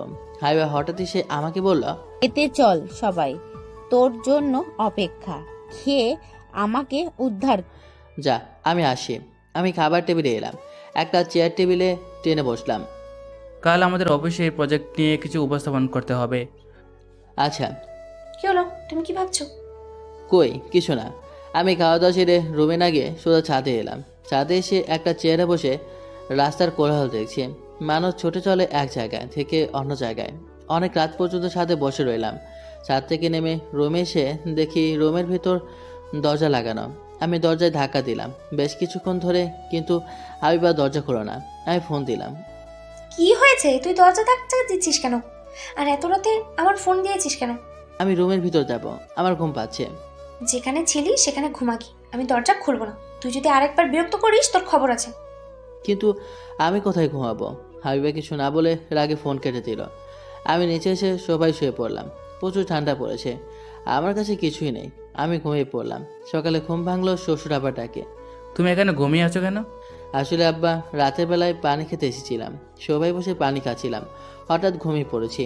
যাও ফ্রেশ হয়ে নাস্তা করতে এসো। আমি রুমে এসে ফ্রেশ হয়ে নিলাম। রাতে কেমন ঘুম হলো? মজা নিচ্ছিস আমার সাথে? রাতে ঠান্ডায় জমে গেছি। বাহ, খুব ভালো হয়েছে।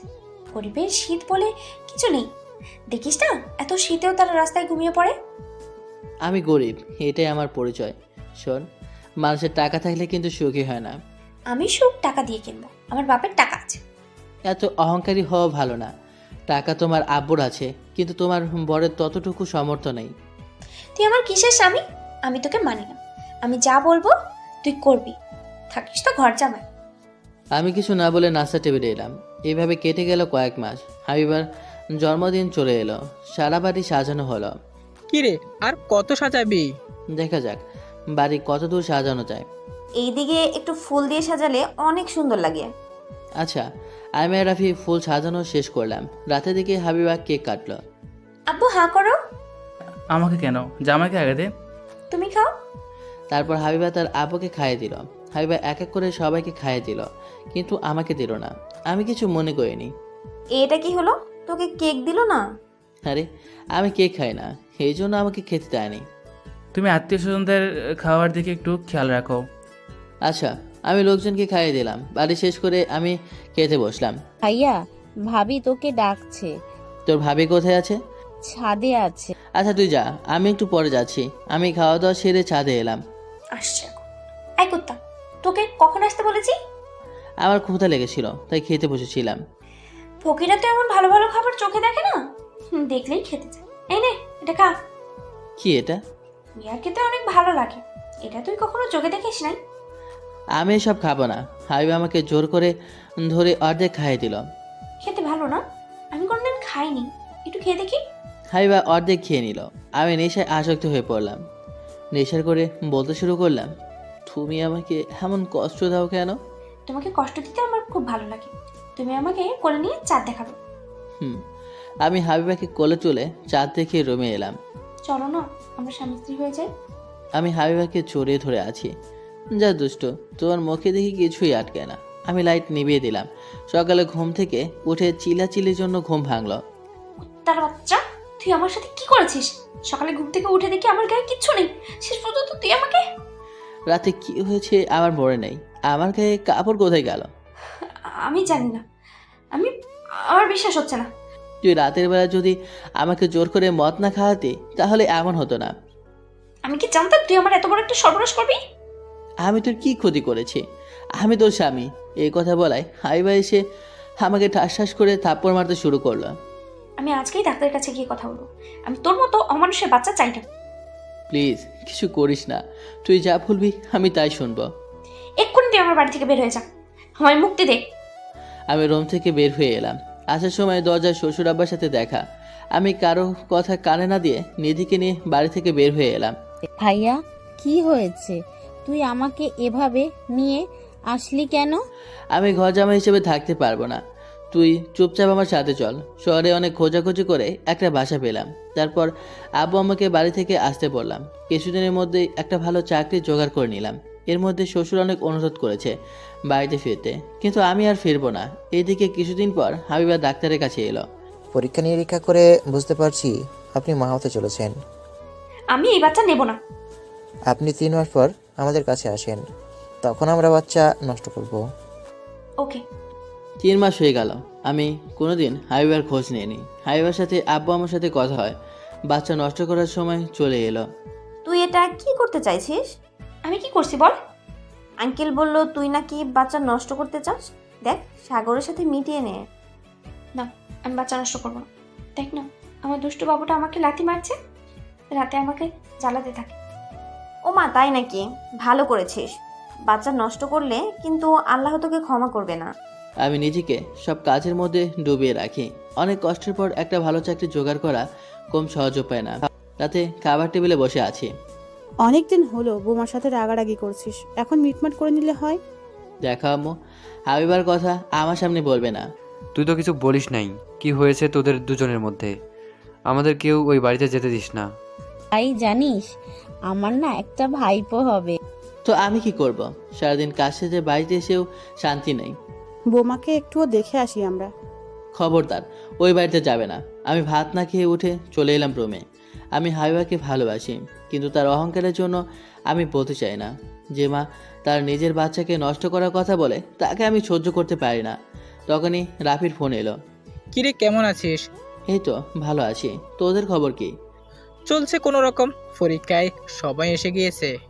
দেখলাম তো, কালকে ফর্ম পূরণ করে আসবো। ঠিক আছে। আমি ফোন রেখে ঘুমিয়ে পড়লাম। সকালে ঘুম থেকে উঠে ফ্রেশ হয়ে নিলাম। তারপর রেডি হয়ে নাস্তা শেষ করে বাড়িতে বের হলাম কাজের উদ্দেশ্যে। কিছুক্ষণের মধ্যেই চলে এলাম। কি অবস্থা তোর? ভালো, তাড়াতাড়ি চল, লাইনে দাঁড়াতে হবে।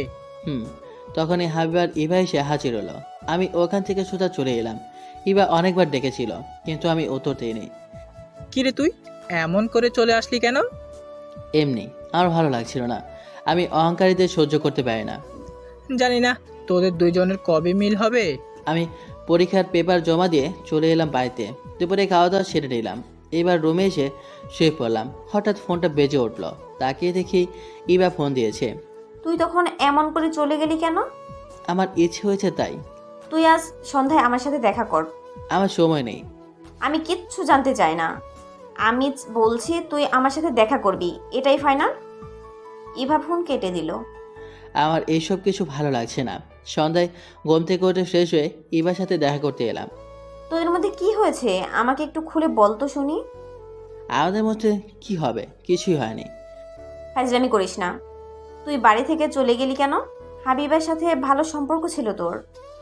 দেখ, ওই অহংকারী মেয়ের কথা আমার সামনে বলবি না। আমার সাথে বন্ধুত্ব বিয়ে করেছে আমার উপর প্রতিশোধ নেওয়ার জন্য। ভালো করে বুঝিয়ে বল তো শুনি। শোন তাহলে, আমি এক এক করে সব কথা ইভাকে বললাম। আমি বুঝতে পারছি না, সামান্য থাপ্পড় মেরেছিল তার জন্য তোর উপর প্রতিশোধ নিতে হবে? আসলে ও টাকার জন্য অন্ধ হয়ে গেছে। সব তো শুনলি, তুই বল আমি ওই বাড়িতে কি মুখ নিয়ে যাব? সব দোষ আমার। সেই দিন তোকে জোর করে না নিয়ে আসতাম তাহলে এমন হতো না। আমি তোর জীবনটা নষ্ট করে দিলাম। আরে ধুর, এটা আমার কপালে লেখা ছিল, আমি কিছু মনে করিনি। বেবিটা কেমন আছে? বেবি অনেক ভালো আছে, ডাক্তারের কথা মতো চলছে হাবিবা। আচ্ছা, আমি উঠি, আমার কাজ আছে। ওকে। আমি রেস্টুরেন্টের বাইরে এসে একটা রিক্সা নিয়ে বাড়িতে চলে এলাম। আমি তোর খাবার বাড়ছি, এসে খেয়ে যা। আমি বাইরে থেকে খেয়ে আসি, তোমরা খেয়ে নাও। আমি রুমে এসে শুয়ে পড়লাম। আমার শ্বশুর মাঝে মাঝে আমার কাছে ফোন করে খোঁজ খবর নেয়। সবার সাথে হাবিবার কথা হয়, কিন্তু আমার সাথে চুরি করে। এইভাবে কিছুদিন চলে গেল। হঠাৎ একদিন আমি অফিসে কাজ করছি, তখন শ্বশুর আব্বার ম্যানেজারের ফোন এলো। স্যার, আপনি এখনই ইবনে সিনা হাসপাতালে চলে আসেন, বড় স্যারের হার্ট অ্যাটাক করেছে। আমি এখনই আসি। আমি অফিস থেকে বের হয়ে সোজা হাসপাতালে এলাম। ডাক্তার, আমার শ্বশুর এখন কেমন আছে? অনেক ভালো হয়েছে। তিনি অনেক চিন্তা করে, যার ফলে এটা হয়েছে। আমি কি এখন দেখা করতে পারি? জি, দেখা করতে পারবেন। আমি রুমে ঢুকলাম, দেখলাম হাবিবার চোখে পানি। শ্বশুরের পাশে বসে আছে, আমাকে দেখে বাইরে বের হয়ে এলো। আব্বা, এখন কেমন লাগছে? তুমি আসছো বাবা? আমি আর পারছি না, আমি তোমার জীবন নষ্ট করে দিলাম। আব্বা, এইসব কথা কি বলছেন? বাবা, তুমি আমার কথা রাখবে? বলেন শুনি, কিন্তু আমাকে বাড়ি ফিরে যেতে বলবেন না। আচ্ছা, বাড়িতে ফিরতে বলবো না, আমি অফিস সামলাতে পারছি না, আমার অনেক বয়স হয়ে গেছে। তুমি অফিসে বসো, তোমার হাত ধরে বলছি। হাত ধরে আমাকে ছোট করবেন না, আমি আপনার কথা মেনে নিলাম। শুনে আমি একটা শান্তি পেলাম, এবার শান্তিতে মরতে পারবো। এইসব বাদ দেন, আপনি বিশ্রাম নেন, আমি বাইরে যাচ্ছি। আমি রুম থেকে বের হয়ে এসে দেখি আমাদের বাড়ির সবাই হাজির হয়েছে। হাবিবা আম্মুকে জড়িয়ে ধরে কান্নাকাটি করছে। তোর শ্বশুরকে কেমন দেখলি? আগের চেয়ে অনেক ভালো আছে। তোমরা কি করে জানলে? হচ্ছে। থাক, বলতে হবে না। কে বলেছে আমি বুঝতে পেরেছি। কিছুদিন পর শ্বশুরকে হাসপাতাল থেকে বাড়িতে পাঠিয়ে দিলাম। আমি চাকরি ছেড়ে দিয়ে শ্বশুরের কথা মতো অফিস দেখাশোনা করতে শুরু করলাম। এইসবে কেটে গেল 2 মাস। হঠাৎ খবর এলো শ্বশুর আব্বা আবার অনেক শরীর খারাপ হয়েছে, তাকে হাসপাতালে নেওয়া হয়েছে। আমি তাড়াতাড়ি করে হাসপাতালে এলাম। রোগী আপনার সাথে কথা বলতে চাই, রোগীর অবস্থা খারাপ। আচ্ছা, আমি রুমে ঢুকলাম, এসে শ্বশুর আব্বার পাশে বসলাম। ডাক্তার বলেছে আমি বাঁচব না, তুমি আমার মেয়েকে দেখে রেখো। আমি চাই তুমি আমার মেয়েকে মানুষ বানিও। আব্বা, আমি চেষ্টা করব। কিছুক্ষণ পরে শ্বশুর আব্বা মারা গেল। সন্ধ্যার দিকে মাটি দেওয়ার কাজ সম্পন্ন করে আমি বাড়িতে এলাম। আব্বু আম্মু আর নিধি ওই বাড়িতে রয়ে গেল। অফিসে 2 দিনের ছুটি ঘোষণা করে দিলাম। সকাল থেকে কিছু খাওয়া দাওয়া হয়নি। খাওয়ার জন্য বাড়ির বাইরে যাওয়ায় দরজা খুলেছি। তখনই দরজা খুলে দেখি রাফি দাঁড়িয়ে আছে, হাতে টিফিন ক্যারিয়ার। আমি বললাম, তুই এখানে? ভিতরে চল, তারপর বলছি। ও, আয় ভেতরে। আমি আর রাফি ভেতরে এসে সোফায় বসে পড়লাম। আমু তোর জন্য কিছু খাবার পাঠিয়েছে, সারাদিন তো তুই কিছু খাস নাই। ভালো করেছিস। আমি বাইরে খেতে যাচ্ছিলাম, তখনই তুই চলে এলি। তুই খাবার টেবিলে বস, আমি খাবার বেড়ে দিচ্ছি। আমি টেবিলে বসলাম, রাফি খাবার বাড়তে শুরু করলো। এত খাবার আমি একা খেতে পারবো না, তুই আমার সাথে খেতে বস। ঠিক আছে। আমরা দুজন খাওয়া দাওয়া সেরে সবাই এসে বসলাম। তোর তো কোনো চাকরি নেই। আমি অনেক চেষ্টা করেছি, কিন্তু তোর চাকরির ব্যবস্থা করতে পারিনি। থাক, সমস্যা নেই। তুই আমাদের অফিসে একটা চাকরি কর। আমি জানি তোর বাড়ির অবস্থা কেমন। দেখ, তুই এইসব কথা বলবি না। তুই এর আগেও বলেছিস তোর শ্বশুরের অফিসে চাকরি করতে, কিন্তু আমি না করে দিয়েছিলাম। আমি কারোর করুণা চাই না। আমি কিছু জানি না। তুই 2 দিন পর অফিসে এসে জয়েনিং করবি। আঙ্কেলের অবস্থা ভালো না। সেটা ঠিক, কিন্তু কোনো কিন্তু না। আমরা আরও কিছুক্ষণ গল্প করলাম। রাফি বাড়ি চলে গেল। আমি নিধির কাছে ফোন দিলাম। বল ভাই। তোরা খাওয়া দাওয়া করেছিস? করছি। তুই কিছু খাইছিস? শোন, ফোন রাখ। নিধি বুঝতে পেরে বলল, ভাবিকে জোর করে আম্মু খাইয়ে দিচ্ছে। তাড়াতাড়ি খেয়ে ঘুমিয়ে পড়, আগামীকাল বাড়িতে চলে আসবে। আমরা বাড়িতে যাব না। ভাবিকে এই অবস্থায় রেখে আব্বু কাউকেই বাড়িতে যেতে দেবে না। চুপ, বাড়িতে চলে আসবে। আমি ফোন রেখে ঘুমিয়ে পড়লাম। সকালে ঘুম থেকে উঠে ফ্রেশ হয়ে নাস্তা করতে হোটেলে এলাম। একটা ছেলে আমার দিকে এলো। সকালে নাস্তায় কি কি আছে? ভুনা খিচুড়ি দাও। কিছুক্ষণ পর অর্ডার চলে এলো। আমি খেতে শুরু করলাম। খাওয়া দাওয়া সেরে বিল পরিশোধ করে বাড়িতে এলাম। দুপুরে খাওয়া দাওয়ার জন্য কিছু রান্না করছি, তখনই আম্মুর ফোন এলো। শোন, বলছি এই বাড়িতে এসে খেয়ে যা। বৌমার তো এই অবস্থায় রেখে আমরা বাড়িতে যেতে পারবো না। অসম্ভব, আমি ওই বাড়িতে যেতে পারবো না। আমি দরকার হলে নিজে রান্না করে খাবো। যা ইচ্ছা তাই কর গিয়ে। আমি ফোন রেখে রান্না শেষ করে গোসল করে খেতে বসলাম। খাওয়া দাওয়া করে রুমে এসে শ্বশুরের কথা ভাবতে ভাবতে ঘুমিয়ে পড়লাম। বিকেলে ঘুম থেকে উঠে ফ্রেশ হয়ে রাফিদের দোকানে এলাম। রাফি, একটা ভালো করে চা দে। ঠিক আছে, কিন্তু তোকে এমন লাগছে কেন? এখন নিজে রান্না নিজে করতে হবে, বাড়িতে কেউ নেই। চিন্তা করিস না, হাবিবা সহ বাড়িতে চলে আসবে। ও কি করতে আসবে? ওই বাড়িতে একা একা থাকবে কি করে যদি কোনো সমস্যা হয়? বাদ দে এইসব কথা। এই ভেবে কেটে গেল 2 দিন। আব্বু আম্মু বাড়িতে এসেছে, কিন্তু নিধি ওই বাড়িতে থাকবে হাবিবাকে দেখাশোনার জন্য। আমি অফিসে বসে আছি। স্যার আসবো?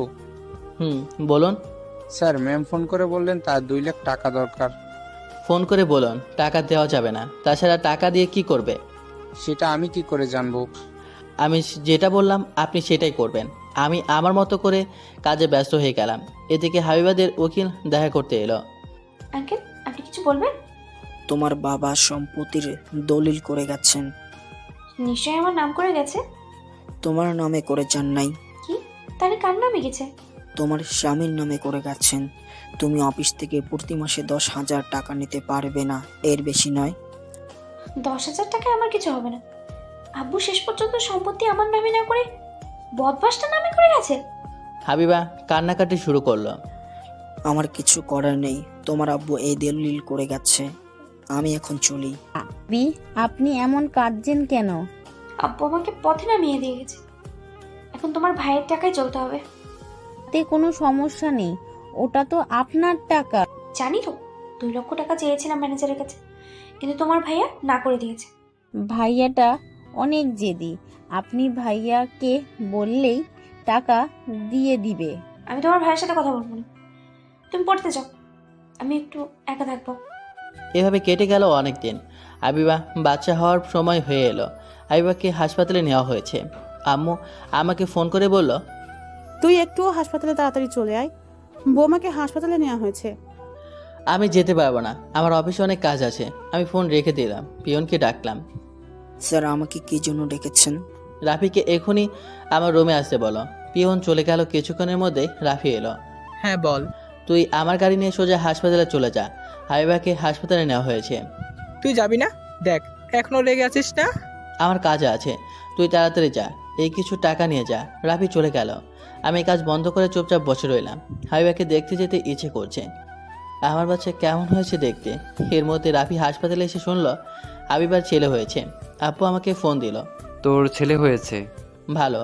আমি রাফির কাছে টাকা পাঠিয়েছি। হাসপাতালে সবাইকে মিষ্টি কিনে দাও। আচ্ছা। আমি ফোন রেখে দিলাম। তখনই ম্যানেজার এলো। স্যার আপনার ছেলে হয়েছে, অফিসের সবাই মিষ্টি খেতে চাচ্ছে। আপনি মিষ্টি নিয়ে আসার ব্যবস্থা করুন, তারপর সবাইকে মিষ্টি দেবেন। Okay sir. আমার ইচ্ছে করছে দৌড়ে হাসপাতালে গিয়ে আমার ছেলেকে দেখে আসি। আমার মনটা শুধু ছেলের কাছে পড়ে আছে। আমি অফিসে বসে থাকতে পারলাম না। তাড়াতাড়ি অফিস থেকে বের হয়ে সোজা হাসপাতালে এলাম। আমাকে হাসপাতালে আসে দেখে সবাই অবাক হয়ে গেল। আমি অনেক খুশি হয়েছি তুই আসছিস। আমার ছেলে কেমন আছে? অনেক ভালো আছে। তুই রুমে গিয়ে দেখে আয়। না, আমি যাব না। তুই আমার ছেলেকে একটু বাইরে এনে দে। তোর ভেতরে যেতে কি হচ্ছে? বেবি ভাবির পাশে শুয়ে আছে। তুই চুপ থাক। এবার তুই আমার কাছে এনে দে না। ওকে, যাচ্ছি। কিছুক্ষণ পর আমার এবার রুম থেকে বের হয়ে আমার কাছে এলো। আমার ছেলে কোথায়? তুই ভিতরে না গেলে তোর ছেলেকে এখানে নিয়ে আসবো না। আম্মু, আমি দেখেই চলে যাব। আমার অফিসে অনেক কাজ পড়ে আছে। আমার কিছু করার নেই। আব্বুকে দেখছি না। আব্বু আর রাফিক ভাইয়া মিষ্টি আনতে গেছে। তুই ভিতরে যা, ভাবি অনেক বদলে গেছে এই কয় মাসে। দেখ সাগর, তুই কি ক্ষমা করে দে, তোর ছেলে হয়েছে, তার জীবন নষ্ট করিস না। দেখ বাবা, আর অশান্তি করিস না। মেয়েটা অনেক কষ্ট পাচ্ছে তোর সাথে খারাপ ব্যবহার করে। কি বলেছে? ওর কষ্ট হচ্ছে? আমার জীবনটা তো নষ্ট করে দিয়েছে। তুই বৌমার সাথে কথা বল বাবা। আমি চুপচাপ দাঁড়িয়ে রইলাম। হঠাৎ ভেতর থেকে বাচ্চার কান্নার শব্দ শুনতে পেলাম। একজনে রুমে এসে আমি ওর পাশ থেকে আমার ছেলেকে কোলে তুলে নিলাম। কান্না বন্ধ করলো, আমার কোলে উঠলো। কি হয়েছে বাবা, কাঁদছো কেন? আমি দেখো চলে এসেছি। আমি বাচ্চাকে নিয়ে বাইরে এখানে ওখানে ঘুরে বেরিয়ে হাবিবের পাশে শুয়ে দিয়ে চলে আসবো। তখনই, কোথায় যাচ্ছ? আমি তোমার ছেলেকে একা একা বড় করতে পারবো না। তাহলে আমার কাছে দিয়ে দাও, আমি নিয়ে যাই। তোমার বড় করার দরকার নেই। তুমি আমার বাচ্চাকে মেরে ফেলতে চেয়েছিলে। আমি আমার বাচ্চাকে দেবো কেন? আমি আমার বাচ্চাকে অনেক ভালোবাসি। সেই দিন আমি রাগে বলেছি। তুমি আমার দিকে ফিরে দেখো। ভালোবাসা? প্লিজ আমাকে ক্ষমা করে দাও। আমি তোমার সাথে খারাপ ব্যবহার করে এখন বুঝতে পেরেছি আমাদের বাচ্চার ভালোর জন্য আমরা এক হয়ে যেতে পারি না। আমি তোমার পায়ে পড়ছি, প্লিজ। আমি ঘুরে হাবিবের দিকে তাকালাম। হাবিবা আমাকে জড়িয়ে ধরে কাঁদতে শুরু করলো। তুমি আর আমার এই ছেলে ছাড়া আমার এই পৃথিবীতে আর কেউ নেই। আমি তোমার সাথে অনেক অন্যায় করেছি। কি হলো, তুমি কথার উত্তর দিচ্ছ না কেন? ভাইয়া, ভাবিকে ক্ষমা করে দে। সাগর, আমি আর তোর কাছে কোনো দিন কোনো অনুরোধ করব না, তুই ওকে ক্ষমা করে দে। হাবিবা ভুল বুঝতে পারছে, এই জন্য তোর কাছে ক্ষমা চাইছে। দেখ বাবা, কোনো মানুষ যদি অন্যায় করে হাত ধরে ক্ষমা চায় তাহলে কিন্তু ক্ষমা বা মাফ হয়ে যায়। ঠিক আছে, ক্ষমা করে দিলাম আমার ছেলের দিকে চেয়ে। এরপর থেকে কোনো ভুল করলে তার কোনো ক্ষমা নেই। হাবিবার কোনো ভুল করবে না। কি হাবিবা, তাই তো? আমি আর কোনো অন্যায় করব না। আমি আবার আমার ছেলেকে কোলে তুলে নিলাম। তারপর সবাই মিলে নাম রাখলাম আদিউর রহমান আদি। আমাদের মাঝে আবার ভাব হয়ে গেল। কিছুদিন পর হাবিবাকে বাড়িতে আনলাম, নিজের ভাড়া করা বাড়িতে। দেখ বাবা, এটা অনেক ছোট বাড়ি, আমাদের সমস্যা হচ্ছে এই বাড়িতে। বলছিলাম কি, তোর শ্বশুর বাড়ি ওইভাবে ফেলে রেখে বাড়িতে চল। বৌমা ভয়ে কিছু বলছে না। আমরা আগামীকাল ওই বাড়িতে যাব। বাড়ির মালিকের সাথে কথা বলে এই বাড়ি ছেড়ে দিয়েছি। ভালো করছিস, আমি সবাইকে বলে দিচ্ছি সবাই জিনিসপত্র গুছিয়ে রাখে। আমি রুমে এসে দেখি হাবিবার পাশে আদি নেই। ছেলে কোথায়? বাবা, এত দরদ! আমার যখন আদি পেটে ছিল তখন কোথায় ছিলে? নিধি নিয়ে গেছে। তখন ছিল, আমি খোঁজ খবর নিতাম। মিথ্যে কথা। কবে নিয়েছো আমার খোঁজ? আসলে তোর খবর নিয়ে নাই, আদির খবর নিতাম। ভালো খোঁজ। জানো, আদি পেটে থাকতে আমাকে শুধু পেটে লাথি মারতো। কি বদমাইশ! একদম আমার ছেলেকে বদমাইশ বলবে না, নিজের তার চেয়ে বেশি বদমাইশ। হ্যাঁ, এখন তো সব দোষই আমার। কিছুক্ষণ পর নিধি আমার কাছে আদিকে আমার কাছে দিয়ে গেল। কি হয়েছে বাবা, তুমি চুপচাপ আছো কেন? তোমার আম্মুর মতো হয়েছো। সব দোষ আমার। রাতের বেলায় খাওয়া দাওয়া সেরে আদিকে মাঝখানে রেখে ঘুমিয়ে পড়লাম। পরের দিন সকালে ঘুম থেকে উঠে ফ্রেশ হয়ে নাস্তা করে গাড়িতে জিনিসপত্রগুলো তুলে দিয়ে হাবিবাদের বাড়িতে এলাম। হাবিবা এবার খুশি, আমরা আজ থেকে এখানেই থাকবো। আমি অনেক খুশি। আমার অনেক স্মৃতি জড়িয়ে আছে এই বাড়িতে। I love you Babu রাব্বু। Love you two বাবুরাম্মু। চলতে শুরু করলো আমাদের এক নতুন অধ্যায়। ভালোবাসা কখনো ধনী গরিব দেখে না। ভালোবাসা নিয়ে যারা অভিনয় করে তারা কখনো কাউকে ভালোবাসেনি। টাকা দিয়ে কখনো অহংকার দেখিও না। টাকা আজ আছে তো কাল নেই, তখন অহংকার ভবিষ্যতে ভয়াবহ হয়ে দাঁড়াবে।